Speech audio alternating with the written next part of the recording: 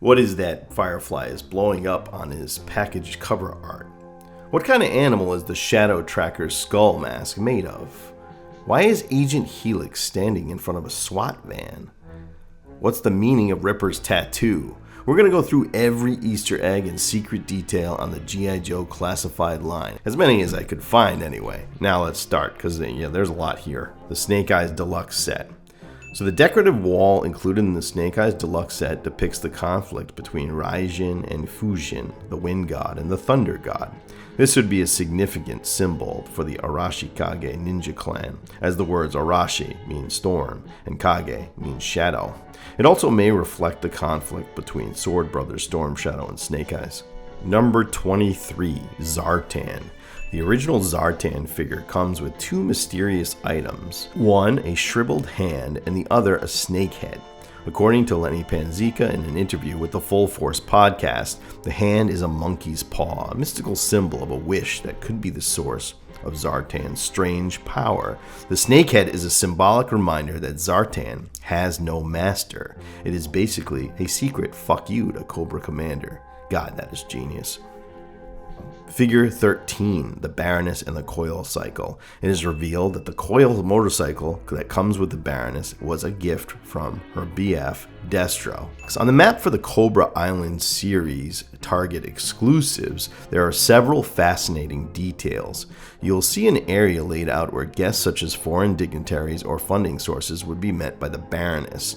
This is also where the entertainment segment of the island is. There are casinos and bars and other various forms of entertainment. I'd imagine it is somewhat similar to the club where Satin sings in the Pyramid of Darkness series. Next to the volcano is a foundry where Cobra manufactures their weapons. It is run on the power of the volcano. Number 38, Croc Master and Fiona. Croc Master comes with a hook as part of his loadout. This was originally going to also come with a large hunk of meat, and the hook was to be used to hook the meat and toss it to his crocodiles, but adding the piece of meat proved too expensive and had to be cut, but they kept the hook. Number 43, Dr. Mindbender. The back of Dr. Mindbender's box depicts the creation of Serpentor in the Sunbow series, Arise, Serpentor, Arise. The various mummies and skeletons in the cases are the leaders that were used to create Serpentor. I believe they are as follows. Number 1, Genghis Khan. 2, Vlad the Impaler, aka the inspiration for Dracula. Number 3, Julius Caesar. Number 4, Napoleon Bonaparte. Number 5, Montezuma. And number 6, the Mad Monk Rasputin. In addition, the others might be any of the leaders used to create Serpentor, but they are hard to see.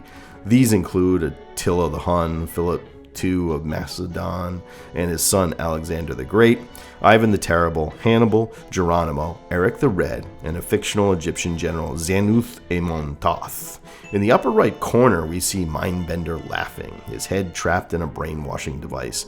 This is a reference to information on his file card that Mindbender was a former orthodontist that used his own brainwashing machine on himself. This is what drove him insane. This is why he doesn't wear a shirt. Number 51, the Blue Ninja 2-pack. The Blue Ninja 2-pack includes two masks. These are traditional Japanese masks, an Oni and a Kasuni. Oni are powerful demons, and samurai wore masks of the Oni to terrify their opponents and imbue the wearer with power. The Kitsune is a fox, a trickster, often worn in theatrical productions. The implication of wearing a Kitsune mask means this ninja is one who relies on deception and trickery. Number 52, Snake Eyes and Timber Deluxe Pack. On the box art for the Snake Eyes and Timber set, you see a polar bear in the distance. This is a reference to the Sunbow cartoon where Snake Eyes was attacked by a polar bear and then rescued by Timber. This is where Timber and Snake Eyes meet and become best friends. Number 57, Serpentor. The deluxe Serpentor set contains several Easter eggs. The spear is the snake spear Serpentor used to mortally wound Duke in the GI Joe movie. Die, arrogant Earth scum! No! On the box art, we see Serpentor on the Lincoln Monument. This is a reference to Arise, Serpentor, Arise, where Serpentor demanded the President of the U.S. meet him at the Lincoln Monument to surrender America. We also see a shirtless Serpentor drawing a blade against his chest. This is a reference to one of the first issues that Serpentor appeared in Larry Hama's run of the GI Joe comic, issue number 50, The Battle of Springfield. In the comic, Serpentor is leading his soldiers into battle and he is shot. He takes his knife, he heats the blade in a blazing fire and uses it to cauterize the wound, and then continues on with the battle, proclaiming, "A scratch, no more. Hot iron will staunch the flow and cauterize the wound. We're Cobra troopers, we're no babes to go muling home at first blood. They can shoot our legs away and we'll crawl at them with knives in our teeth. Push the cowards out of my way, I'm going back into the fight." The moment inspires his troops, and it is shown that he is indeed a great leader. Number 67, Snow Job. On the Snow Job box art, we see several Easter eggs. The northern lights are seen in the sky. There is a polar bear in the background. These details are references to the Sunbow cartoon, Season 1, Episode 15, Haul Down the Heavens. Number 68, the Cobra Valkyries. In the background of the Valkyries box, we see a dog with glowing eyes. This is most likely a reference to the Sunbow series, Season 1, Episode 11, Cobra's Creatures, where Cobra used a device to turn the beloved GI Joe pets into dangerous beasts. The glowing-eyed dog is indeed Junkyard, his eyes glowing from the effects of the device. Figure number 70, Shipwreck. On the box art for Shipwreck, you will see a red bicycle in the background. This is a reference to a PSA where Shipwreck sees a kid about to borrow a bike without permission. Uh-oh. Looks like you're asking for trouble now. Shipwreck! How would you like it if someone took your bike? And now you know. But before we dive in, I should pay some respect to some folks who figured some of these out. Now, sometimes I figured it out using my own GI Joe riddled brain, where most important shit I learned in high school, like why is the sky blue and how do you calculate the circumference of a circle, has been replaced with facts about GI Joe and Cobra. However, there were a few other great GI Joe sites that were helpful.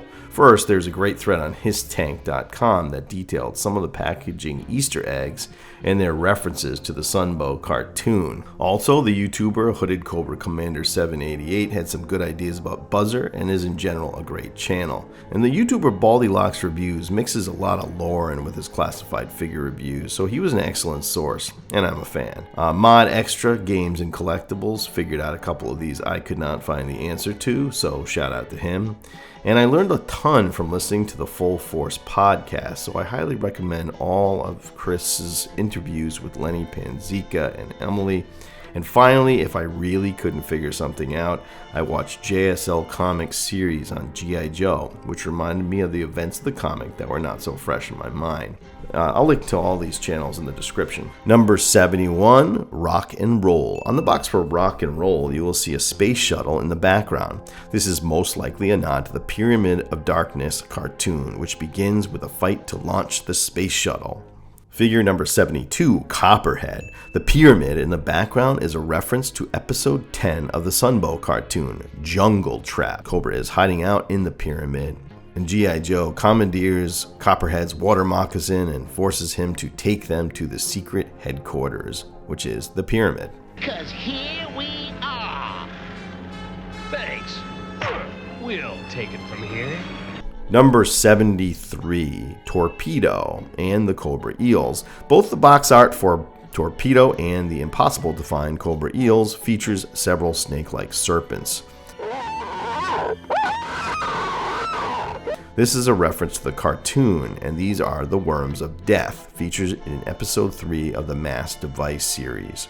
Number 74, Scrap Iron. The school buses on Scrap Iron's packaging are a reference to Arise, Serpentor, Arise. They were used to transport the bats, and Scrap Iron is the one who opens the doors. Number 75, Chuckles. On the box art for Chuckles, you will see several Easter eggs. Chuckles has stolen the plans involving the creation of the Crimson Bats. This pitting Chuckles against the Crimson Twins can also be seen as a reference to the extremely dark and disturbing Cobra IDW series written by Mike Costa, which is a must-read, where Chuckles is the star and is pitted against the twins. Chuckles comes with a tape deck. This tape deck is the Transformer Sound Blaster, and may be a hint at future crossover events between GI Joe and Transformers.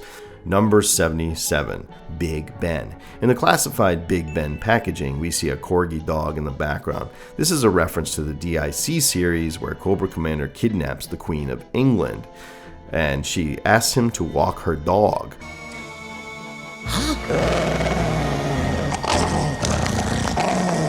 Wait! Come back here!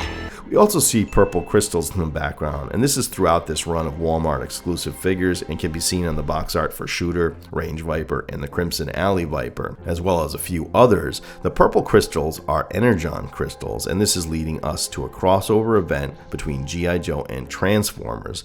This is also what brings in the Mole Rat. Number 83. On Tunnel Rat's packaging, you can see a bell in the background. This is a reference to the training sequence in GI Joe the movie, where the new recruits have to traverse an obstacle course and ring the bell.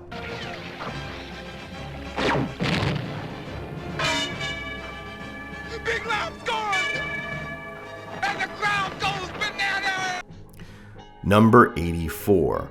Firefly. In the new release of Firefly, we see a building exploding with an Easter egg of a hot dog stand in front. This is a reference to the special missions where Firefly impersonated a hot dog vendor and infamously hurls hot dog-shaped bombs at the Joes. Number 87, Grunt. The box art for Grunt shows a helicopter on fire in the background. This may be a reference to the helicopter crash and fire that burned Snake Eyes' face off and took his vocal cords. Snake Eyes rescued Scarlet from the crash and carried Scarlet to safety. Grunt was with him at the time and took the unconscious Scarlet from Snake Eyes and carried her to the medevac, while Snake Eyes wrote in the sand the letters CM, meaning Charlie Mike, meaning continue the mission. That's right, he wanted to continue the mission with his face burned the fuck off, making him the most badass character of all time. Figure 89, Tiger Force Flint. On the box art for Tiger Force Flint, a red sports car can be seen in the background. I believe it's a Dodge Viper. This is a reference to the Sunbow cartoon, Series 1, Episode 43, Flint's Vacation, where Flint visits his relatives in a seaside town and discovers the entire town is under the control of Cobra. Figure number 102, Ripper. On the box art for Ripper, we see crushed grape soda cans, the Dreadnoks beverage of choice, and there is a drum set as well as a poster in the back that reads Cold Slither North American Tour. We also can tell the set is the Dreadnoks New Jersey base, a gas station. In the background, we see a motorcycle. This could be a generic reference to the fact that the Dreadnoks all ride motorcycles, or it may be Zartan's motorcycle that the Dreadnoks stole and went for a joyride on, encouraging the ire of their leader. On the figure itself, Ripper has a tattoo of a devil with a hairy claw. This is most likely a reference to Ripper hailing from Tasmania. Get it? Ripper is a Tasmanian devil. Figure 103, Hawk. On the box art for Hawk, we see our fearless leader standing in front of the GI Joe base. In the sky, we see the third version of Hawk, which came with a winged jetpack. And there is a Cobra Stun battling Sergeant Slaughter's Triple T tank. Figure number 104, Agent Helix. Now, Agent Helix wears a bandaid on her right wrist. This is reference to the fact that Agent Helix often uses band-aids to represent herself on mission maps. On the other side, we will see telemetry device on her right arm. Agent Helix is on the spectrum, would be, and possibly autistic. Agent Helix is a savant. The telemetry device helps Agent Helix use her special ability, Total Battlefield Awareness. On the box cover, she is seen standing in front of a SWAT vehicle near a suburban home.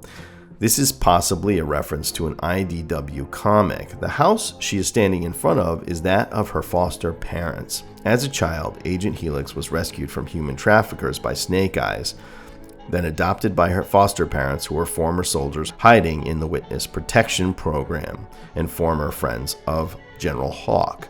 With their help, Helix was developed into a weapon by General Hawk. As an adult, Helix sought after the human trafficker Ilsa Bachmann and attempted to get revenge.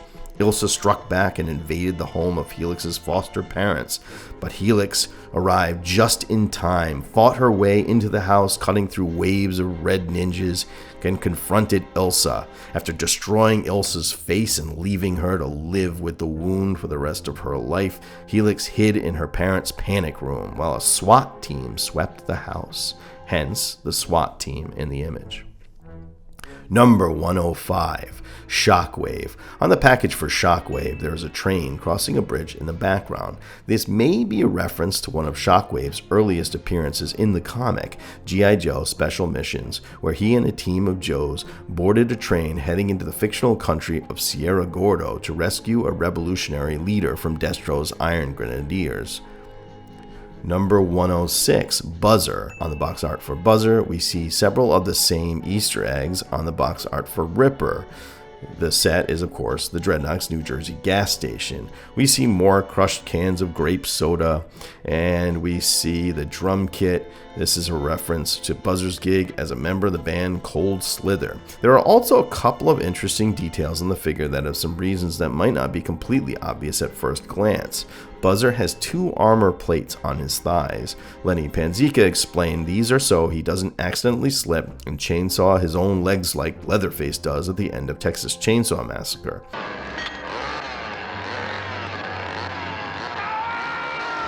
Also, all versions of Buzzer carry a handful of dog tags and a sheriff's badge. These may be trophies taken from men he either killed or stole from.